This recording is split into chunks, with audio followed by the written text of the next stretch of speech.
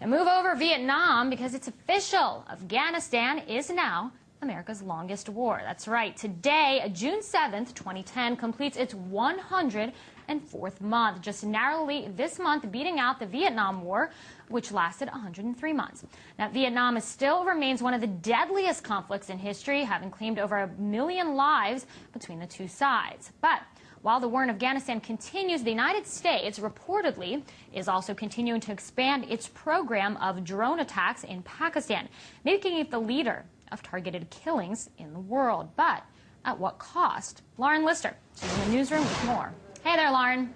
Hey, Dina. Yeah, well, you asked the million-dollar question, and the figures that you cited came out in a United Nations report with those findings about targeted killings and the U.S. leading the world in them. You know, it brings up questions about whether or not this is a violation under international law, legal and ethical questions that some in the U.S. have been asking for a lot longer than a week, which was when that UN report came out. Take a look.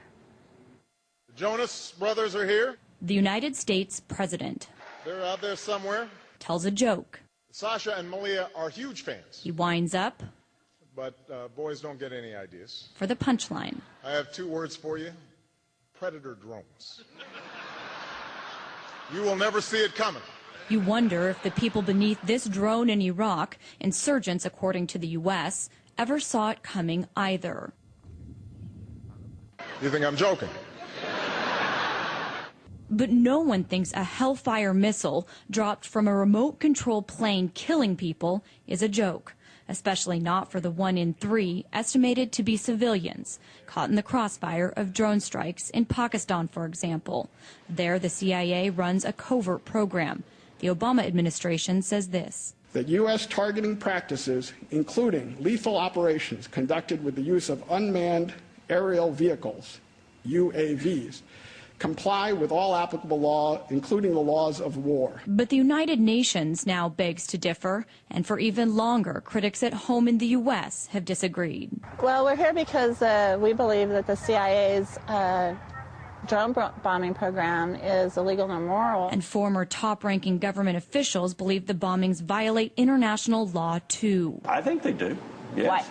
Because you cross a border and you go into a country with whom you are not at war, under any definition known to man of war, and you start to kill people with military implements. This is, and with in some cases at least, with military people pulling the trigger or pushing the button. It's hard to know the truth behind a program shrouded in secrecy, but publicly we keep hearing this about the mission of top U.S. commanders in the AFPAC region. General McChrystal is doing everything humanly possible to avoid civilian casualties. While headlines seem to tell a different story. And while the U.S. reportedly expands drone attacks, they spread discontent on the ground beneath them. It doesn't stop terror. It increases terror. It increases vulnerability to innocent people there and innocent people here in America. And innocent people are asking, are these drones killing militants or creating them, abroad and in the U.S.?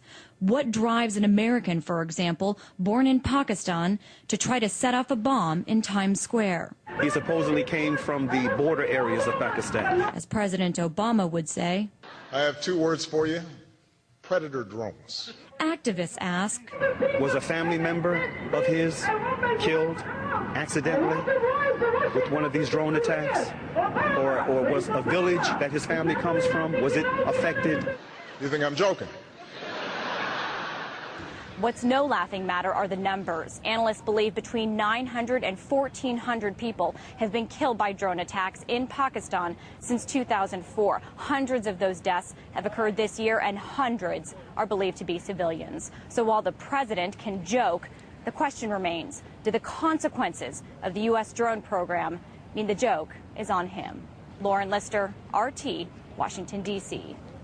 Drones or no drones, definitely a widely discussed topic here in the United States and, of course, around the world. Now, Lauren, let's bring Lauren back into the conversation. What are some of the issues, though, that has led the United Nations, for example, to recently question if this is even legal under international law?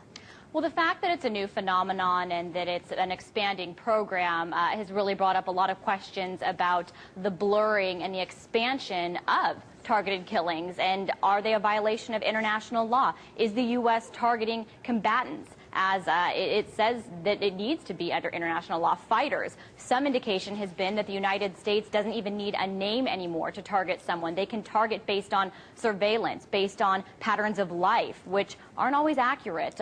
In addition, transparency and accountability are both big issues. Under international law, there's supposed to be information about these programs. States need to be held accountable. And this program, the one in Pakistan, is believed to be run by the CIA. The United States doesn't speak about it explicitly because it's a covert program.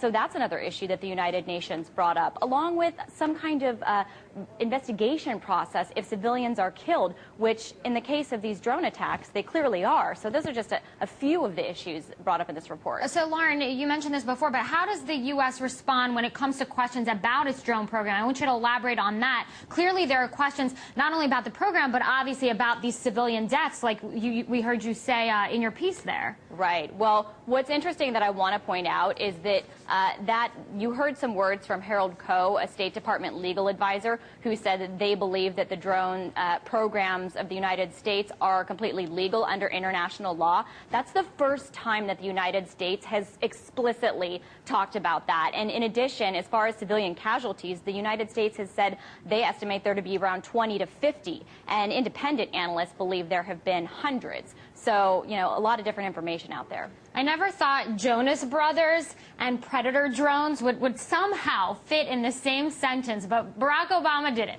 RT's Lauren Lister there for us in our newsroom, bringing us that report.